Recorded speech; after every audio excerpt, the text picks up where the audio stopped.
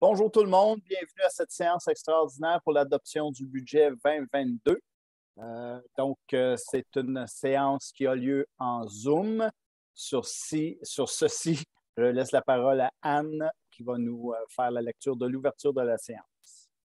C'est ça. Donc, on a eu des nouvelles concernant l'état d'urgence sanitaire là, qui nous remet un petit peu en arrière à cause du variant Omicron. Donc, étant donné cette urgence sanitaire-là, sur tout le territoire québécois, le ministère des Affaires municipales et de l'Habitation a émis des directives à l'effet que les séances du Conseil doivent se tenir à distance selon les modalités prévues à l'arrêté 2020-029 du 26 avril 2020. Cette directive étant en vigueur à partir d'aujourd'hui, aujourd'hui à 17 h, je propose d'accepter que la présente séance soit tenue sans la présence du public et que les membres du Conseil et les officiers municipaux puissent y participer par vidéoconférence. Merci. Est-ce que tout le monde est d'accord avec cette proposition? Oui. Parfait. Merci, Anne. Au point 2, c'est l'adoption de l'ordre du jour de la séance spéciale. Vous avez tous reçu l'ordre du jour.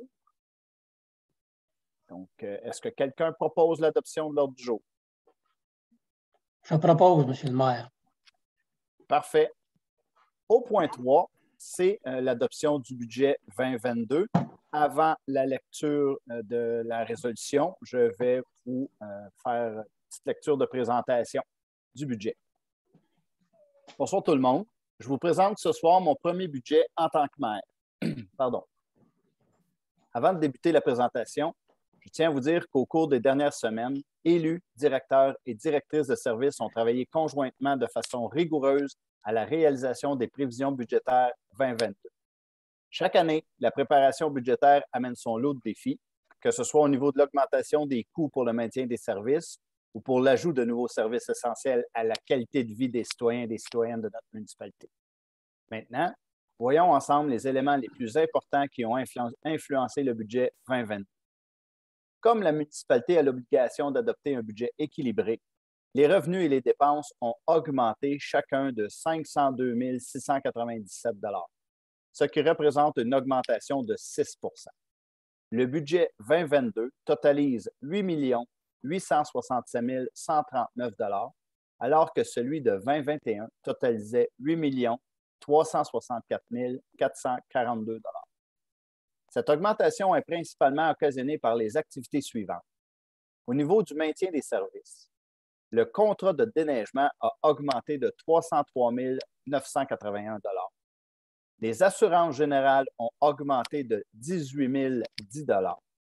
La quote-part de la MRC a augmenté de 58 131 $. Le contrôle des animaux a augmenté de 7 999 $. Les salaires ont augmenté de 154 282 $. Nous avons aussi de nouveaux services. On a eu une entente de loisirs avec la Ville de Mont-Tremblant pour un montant de 47 250 $. On a aussi l'entretien du parc linéaire pour le ski de fond, qui l'an passé était payé par le surplus libre, un montant de 15 750 $. À eux seuls, ces 7 postes sont supérieurs à l'augmentation du budget. Vous comprendrez plus tard, comment nous avons fait pour que le budget ne soit pas augmenté à cette valeur.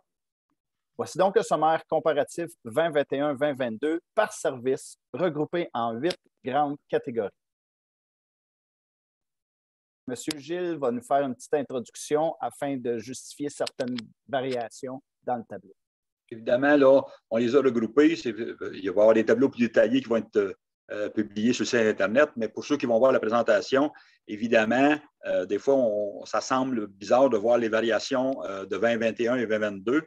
Je veux juste porter l'attention des membres du Conseil, évidemment aussi du public qui pourra prendre connaissance du document, que ces variations-là sont occasionnées par des appropriations de surplus qui étaient dans le budget 2021 et qui ne sont pas dans le budget 2022. Il faut prendre ça en considération, mais de toute façon, les augmentations que M. le maire a soulignées tantôt et les taux vont vous être présentés plus tard pour voir comment ça se traduit pour le compte de taxes. Voilà. Donc, au niveau de l'administration générale, en 2021, le montant était de 1 483 392 $. En 2022, le montant est de 1 414 347 $. Une variation de moins 69 045 $. Suivant les explications de Gilles, on comprend que l'an passé, il y a des sous qui ont été mis dans l'administration générale. La sécurité publique, 1 380 851 $ en 2021.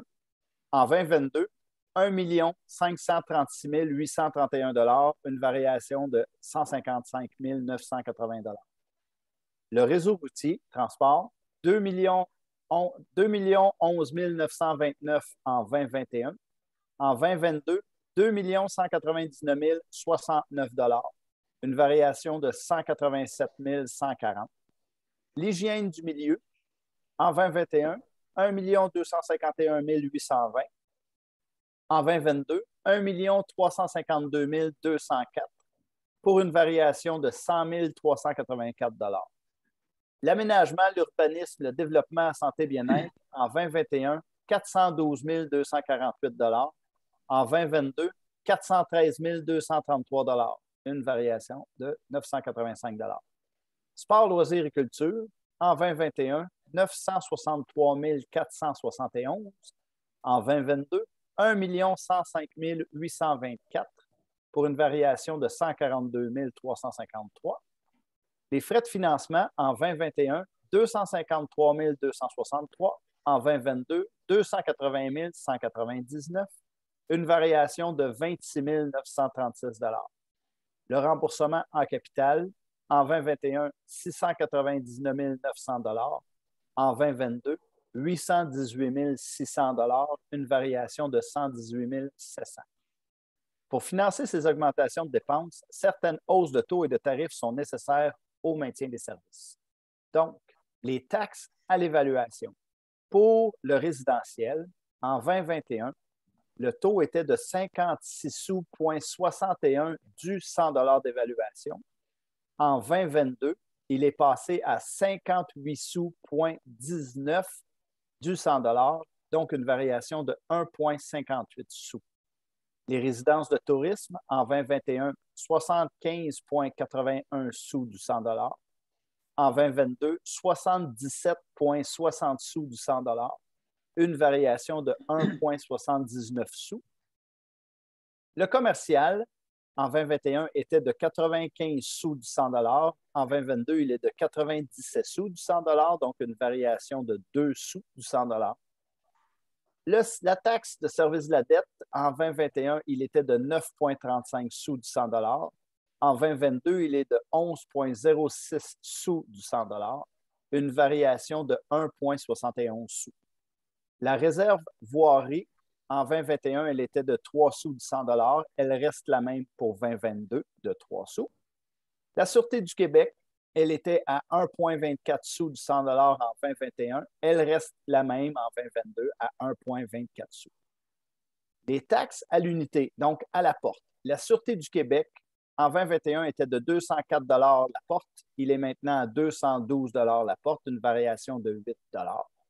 Matière résiduelle, 151 $ la porte en 2021. Il reste le même en 2022, donc pas de variation, 151 $. Tarif aqueduc, en 2021, il était de 161 $ par porte. En 2022, il est à 188 $, donc une variation de 27 $. Tarif égout, en 2021, 167 $ la porte. En 2022, il reste le même à 167 $ la porte. Le Conseil a aussi fait le choix d'affecter du surplus libre et du surplus affecté pour amoindrir certaines hausses. C'est le cas pour le service incendie, avec une affectation de 150 000 $ du surplus libre, un montant de 59 029 $ pour assumer le versement 2022 prévu au fonds de roulement, un montant de 40 800 $ du surplus affecté aux matières résiduelles, ainsi qu'un montant de 32 500 $ du surplus égout. De plus, un montant de 200 000 $ provenant des revenus excédentaires en droit de mutation de l'année 2021 est affecté au budget général. Donc, c'est ce qui explique que le budget, la hausse n'est pas équivalente au montant qu'on a nommé dès le début. Lors de l'exercice de préparation budgétaire, nous avons constaté qu'actuellement, certaines dépenses ont augmenté de façon plus importante que les revenus, et ce, malgré le développement soutenu de la dernière année.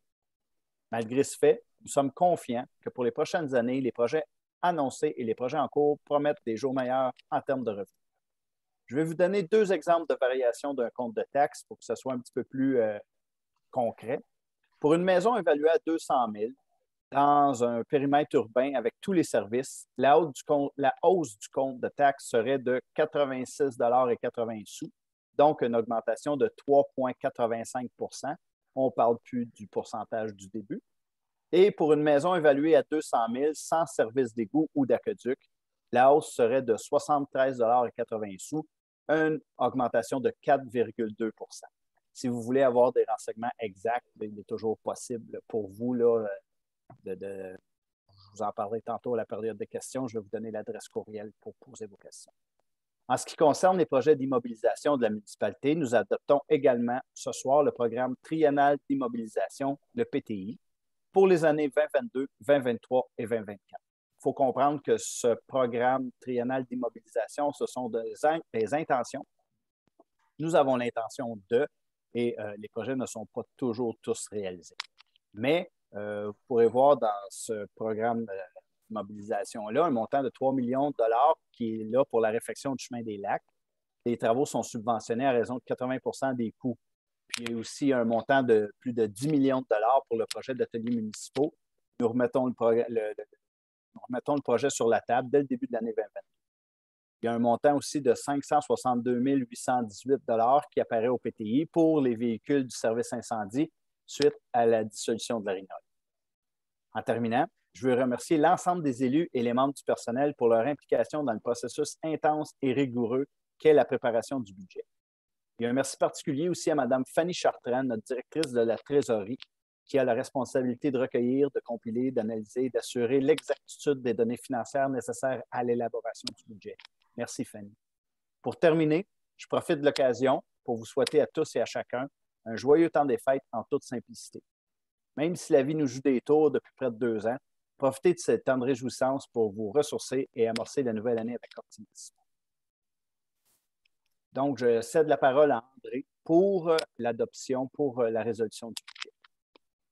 Considérant qu'en vertu de l'article 954 du Code municipal, le Conseil doit préparer un budget pour l'exercice financier 2022. Donc, dans ce budget, afin de maintenir la hausse du taux de taxe foncière générale à un niveau raisonnable, le Conseil souhaite affecter au budget 2022 un montant de 200 000 $ provenant de revenus excédentaires en droit de mutation de l'année 2021. Donc, M. Devers, j'en fais la proposition. Donc, c'est proposé par M. André. Est-ce qu'il y a des gens qui désirent s'exprimer ou qui désirent voter contre? Donc, tout le monde est favorable? Oui, M. le maire. Merci. La résolution, elle est adoptée.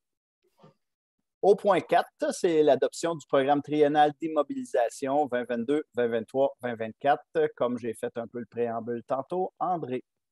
Oui, considérant que ce document doit détailler l'objet de le montant et le mode de financement des dépenses en immobilisation que prévoit effectuer la municipalité et dont la période de financement excède 12 mois, considérant que l'adoption d'un programme triennal d'immobilisation est requise en vertu de l'article 953.1 du Code municipal, je propose d'adopter le programme triennal d'immobilisation 2022, 2023 et 2024 de la municipalité, dont copie est jointe à l'original de la présente résolution pour en faire partie intégrante.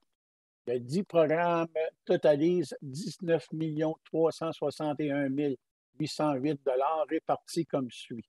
En l'année 2022, 14 479 632, 2023, 3 444 994, 2024, 2 millions pour un grand total de 19 361 808 $.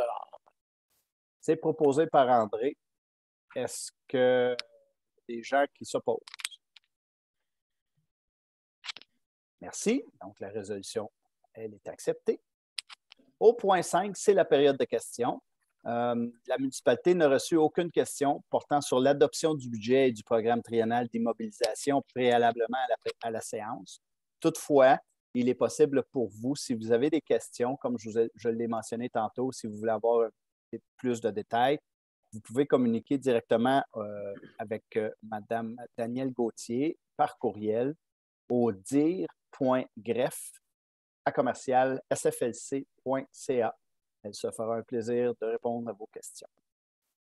Sur ce, l'ordre du jour est épuisé. Ce serait la levée de la séance spéciale. C'est proposé par... Je propose la levée de la séance spéciale. Donc, est-ce que quelqu'un s'oppose? Non. Merci beaucoup. Merci à tous. Merci pour le beau travail pour le budget. En espérant, souhaitant que nous ayons encore de bonnes nouvelles plus tard dans l'année. Merci à tous. Merci. Merci. Merci beaucoup. Merci.